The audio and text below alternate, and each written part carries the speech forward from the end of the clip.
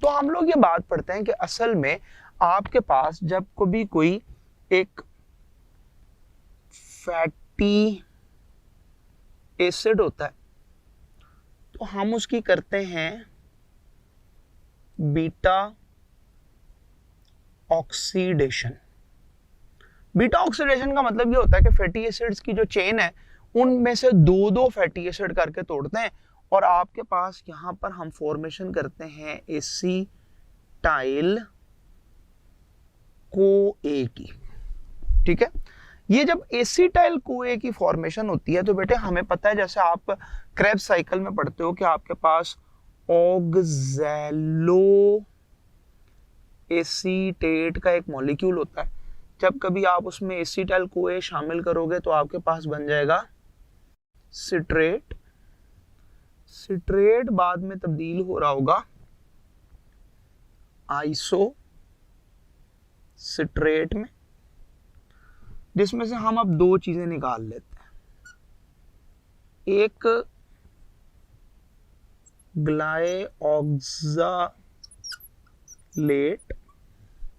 Glyoxylate निकाल लेते हैं और दूसरी चीज हम यहां पर सक्सीनेट निकाल लेते हैं। सक्सीनेट में 4 कार्बन होते हैं, इसमें 2 कार्बन है, राइट।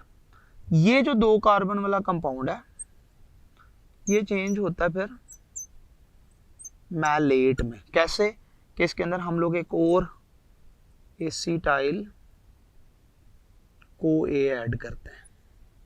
ठीक है, वो मैलेट फिर चेंज हो जाता है ऑक्सैलो एसीटेट में।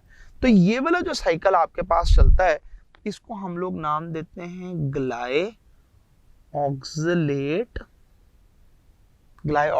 साइकिल का।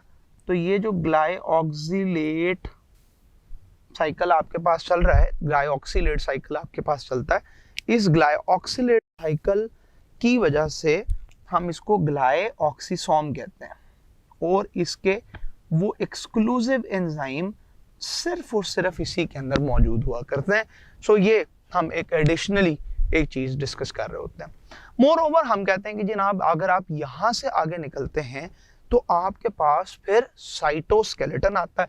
उसने कहा जी जब कभी आप साइटोस्केलेटन करोगे तो साइटोस्केलेटन में 3 तरह के स्ट्रक्चर्स आपके पास हुआ करते हैं।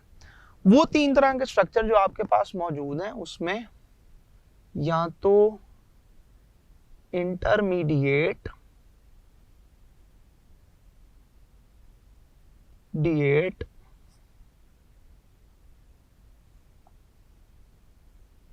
फिलामेंट्स हैं, इंटरमीडिएट फिलामेंट्स हैं, या मेरे बेटे हमारे पास होते हैं माइक्रोफिलामेंट्स,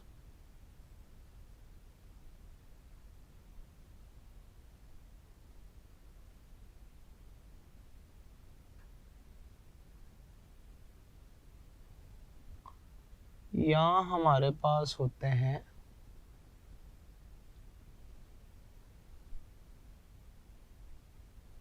माइक्रोट्यूब्यूल्स।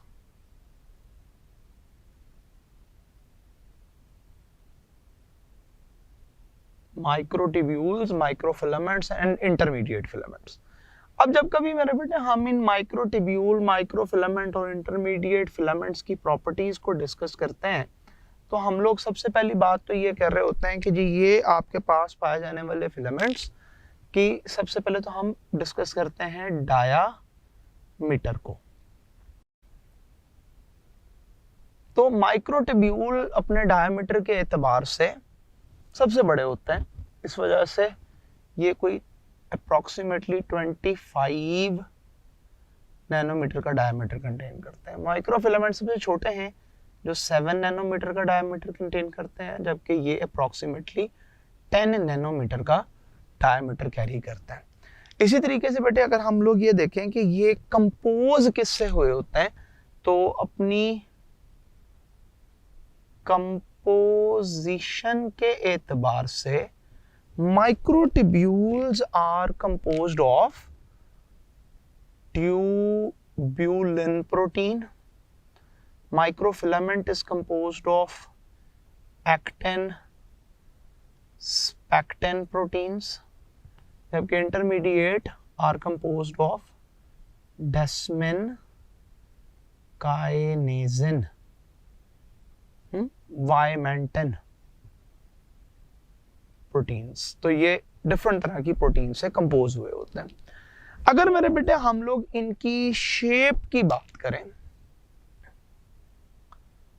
तो शेप के अकॉर्डिंगली ये आपके पास यूजुअली साइलेंड्रिकल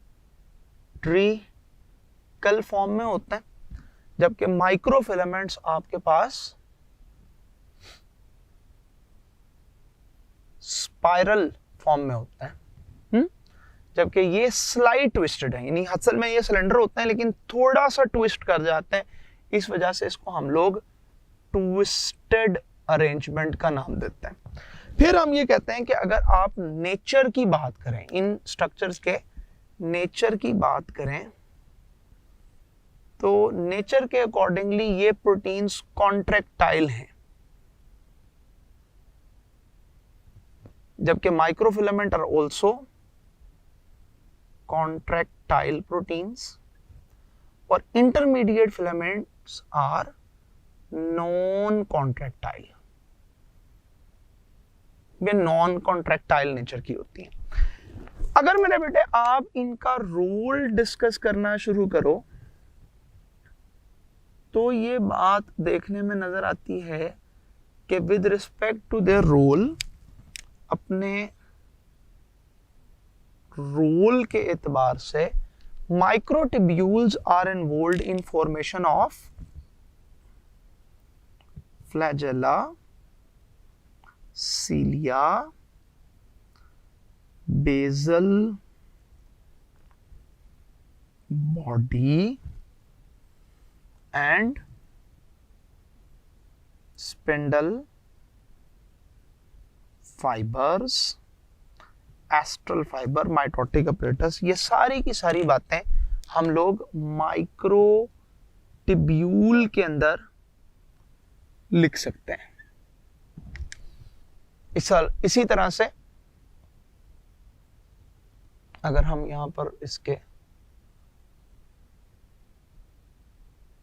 करेक्टर्स की बात करें, ओके, अगर हम लोग बेटे बात करें कि इंटरमीडिएट या माइक्रोफिलामेंट्स क्या काम करते हैं, माइक्रोफिलामेंट्स असल में सेल की साइक्लोसिस को कंट्रोल करते हैं, यानी साइटोप्लाज्मिक स्ट्रीमिंग मोशन जो यहाँ पर मौजूद होती है, साइक्लोसिस को असल में माइक्रोफिलामेंट्स कंट्रोल करते हैं। इसी तरीके से बेटे अगर हम लोग ये बात करें कि microfilaments are also involved in maintaining cell shape, तो ये सेल की शेप को मेंटेन करते हैं, क्योंकि ये सेल के अंदर लगी हुई बेटे प्रोटीन है ना, बिल्कुल प्लाज्मा मेम्ब्रेन के अंदर मौजूद होती हैं। सो ये सेल में होने वाली जो एंडोसाइटोसिस है या मेरे बेटे जो एक्सोसाइटोसिस है, उसको यही कंट्रोल किया करता है। इसी तरीके से बेटे जो सेल की फैगोसाइटोटिक मूवमेंट है या जो अमीबॉइड मूवमेंट है, उनको यही रेगुलेट करता है। अमीबॉइड मूवमेंट्स जो सेल के अंदर होती हैं, जिनको सूडोपोडियल मूवमेंट्स का नाम देते हैं, वो इन्हीं की वजह से हुआ करती हैं। इसी तरीके से बेटे अगर हम लोग इसको यूं डिस्कस करना शुरू करें कि आपके पास जो इंटरमीडिएट फिलामेंट्स होते हैं, ये असल में ऑर्गेनल फिक्सेशन का काम करता है, ऑर्गेनल फिक्सेशन का काम करता है,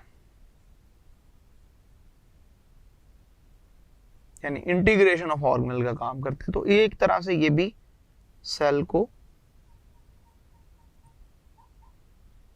शेप प्रोवाइड करते हैं। ये तो शेप वेरी कर रही होती है ना, इसमें शेप फिक्स होती है, इसमें शेप वेरी करती है, क्यों? क्योंकि वो सूडोपोडिया वगैरह बनाते हैं तो उसमें शेप चेंज करती है, इसमें शेप चेंज नहीं हो रही होती है।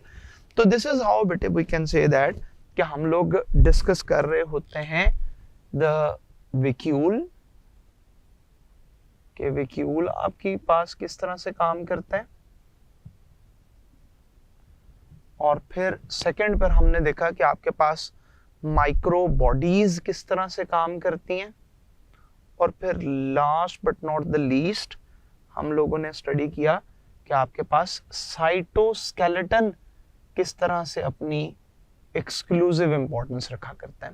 थैंक यू सो मच बेटा।